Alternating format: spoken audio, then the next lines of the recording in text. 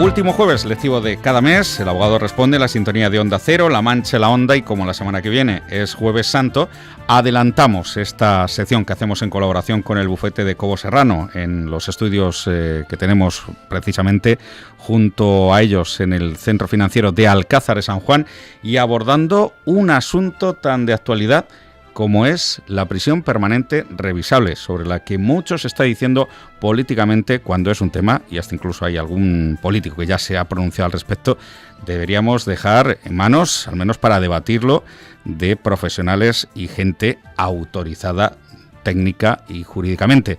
Por eso hoy pedimos que hable con absoluto rigor, que seguro lo va a hacer nuestra abogada invitada, Begoña Díaz Ropero. ¿Qué tal? Muy buenas tardes. Hola, buenas tardes, Marcos. Y por supuesto, de la manera más aséptica posible y sin entrar en ciertos apasionamientos y todo esto que trae el haber politizado el asunto. La pena denominada prisión permanente revisable se incorporó al Código Penal, vamos a recordar, en marzo de 2015, y desgraciadamente es un asunto de actualidad por esos recientes casos de las muertes de la joven Diana Quer, el niño Gabriel Muñoz, también por la campaña iniciada por el padre de Diana Quer para evitar su derogación y el debate en el Congreso para votar dicha derogación promovido por PNV y apoyado por PSOE y Podemos, entre otros grupos parlamentarios.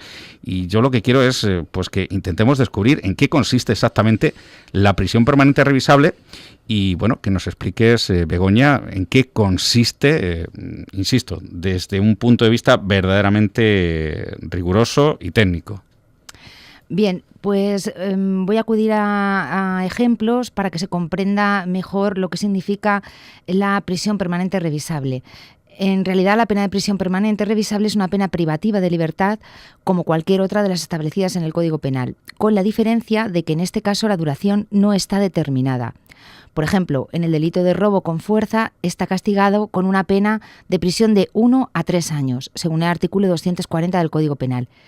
Sin embargo, el delito de asesinato agravado del artículo 140 del Código Penal está castigado con la pena de prisión permanente revisable, es decir, una pena privativa de libertad cuya duración no está determinada. Esto quiere decir que es una cadena perpetua porque se castiga con un periodo de tiempo indeterminado, ¿no?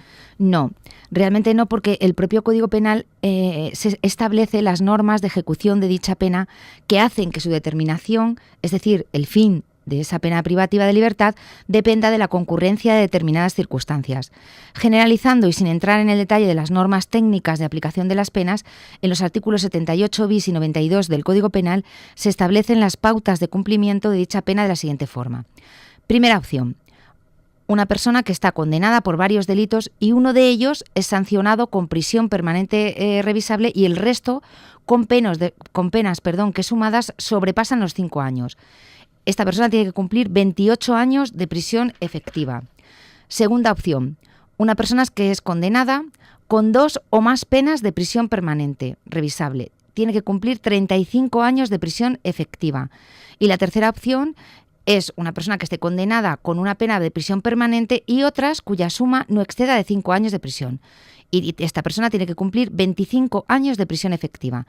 En resumen, un condenado a prisión permanente revisable cumple de forma efectiva e íntegra entre 25 y 35 años de privación de libertad. Pues fíjese, abogada, para una persona malísima a mí se me antojan pocos años, pero cuando cumplen esos años de prisión entonces que ha descrito, ¿ya ha terminado la condena?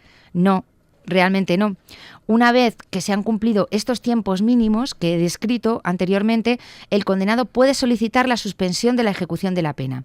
Y también el tribunal sentenciador está obligado a revisar cada 2 años si se cumplen los requisitos para suspender la ejecución de la pena, aunque no lo pidiera el condenado.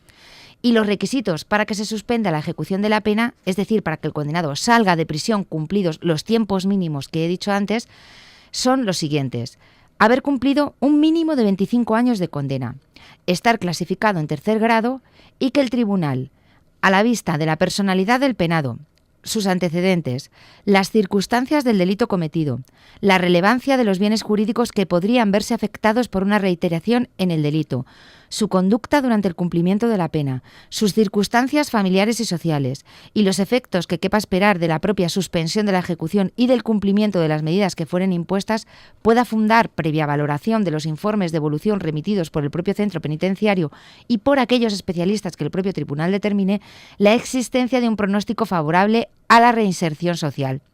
Esto quiero decir, Marcos, Sí. que los dos primeros requisitos son muy fáciles de entender. Es decir, haber cumplido un mínimo de 25 años de condena y estar Correcto. clasificado en tercer grado, que es una graduación penitenciaria.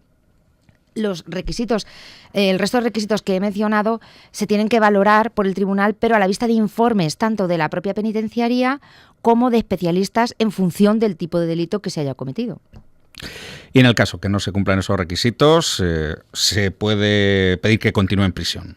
Sí, no se pide, es que continúa en prisión. Continúa directamente. Quiero decir, las revisiones se hacen a petición del penado cada año o a petición del tribunal, o sea, de oficio por el tribunal sentenciador cada 2, una vez cumplidos los tiempos mínimos. Pero si el tribunal considera en cada una de esas revisiones que no se cumplen los requisitos que he mencionado, pues el condenado sigue en prisión.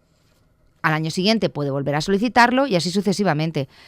Pero de ahí viene el nombre precisamente de prisión permanente revisable. Es permanente porque tiene un mínimo, pero no un máximo de cumplimiento, y es revisable porque una vez que se ha cumplido ese mínimo, o bien cada año o cada 2, se puede solicitar o acordar por el tribunal si el condenado reúne los requisitos para salir en libertad. Esta cuestión de los requisitos es la que provoca mayor controversia entre los políticos y los técnicos, al considerar que algunos de esos requisitos vulneran el artículo 25 de la Constitución, en el que se consagra la función reeducadora de la pena privativa de libertad.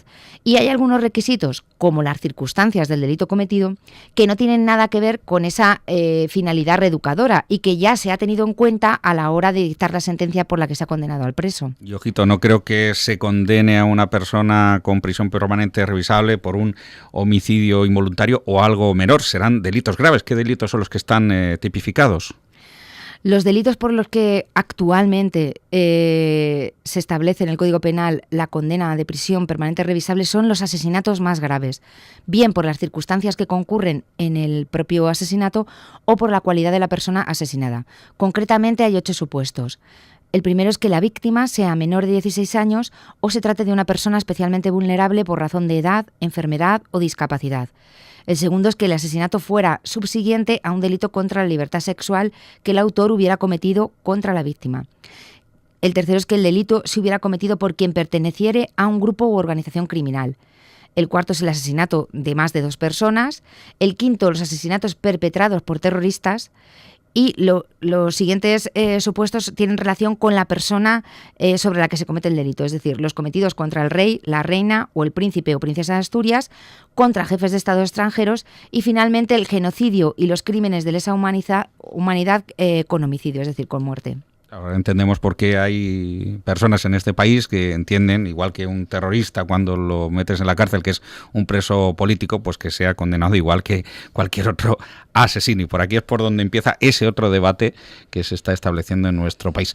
¿Hay algún condenado ya con prisión permanente revisable que se ha conocido claramente? Sí, realmente hay solamente uno, David Ubel, conocido como el parricida de Moraña, y fue condenado en julio de 2017 por la Audiencia Provincial de Pontevedra, que le impuso esta condena tras ser declarado por un jurado por unanimidad culpable del asesinato de sus 2 hijas, Candela y Amaya, de 9 y 4 años, a las que mató usando una sierra radial eléctrica en julio de 2015.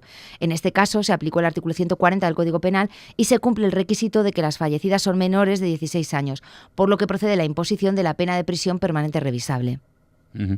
Y bueno, parece que es que en España nos estamos poniendo muy duros, pero ¿la prisión permanente revisable se contempla en otros países de nuestro entorno? Sí, se contempla en muchos países de nuestro entorno y se recoge en tratados internacionales. La prisión permanente está recogida en la legislación penal ya de varios países europeos, tales como Francia, Alemania, Italia, Reino Unido, Bélgica, Dinamarca, Austria o Suiza. Pero es que además España ha ratificado el Estatuto de la Corte Penal Internacional que recoge dicha pena. También el Consejo de Estado se ha pronunciado favorablemente sobre su constitucionalidad en relación con la ratificación por España de dicho estatuto. Recordemos que hoy actualmente está pendiente de resolución un recurso ante el Tribunal Constitucional interpuesto por el Partido Socialista precisamente a raíz de la aprobación de esta modificación del Código Penal en 2015. Y finalmente el Tribunal Europeo de Derechos Humanos de Estrasburgo considera que se trata de una pena ajustada al Convenio Europeo para la Protección de los Derechos Humanos y de las Libertades Fundamentales, que a su vez prohíbe las penas inhumanas, y así lo ha recogido en sentencias de 12 de febrero de 2008 y 3 de noviembre de 2009, siempre que la ley nacional ofrezca la posibilidad de revisión de la condena de duración indeterminada con vistas a su conmutación, remisión, terminación o libertad condicional del penado.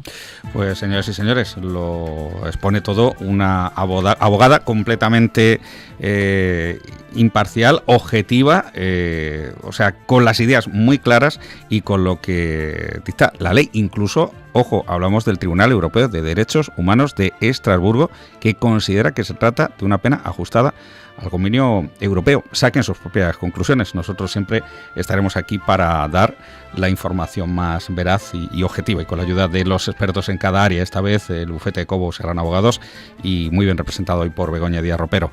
Begoña, gracias y hasta próximos programas. Un placer. Muchas gracias.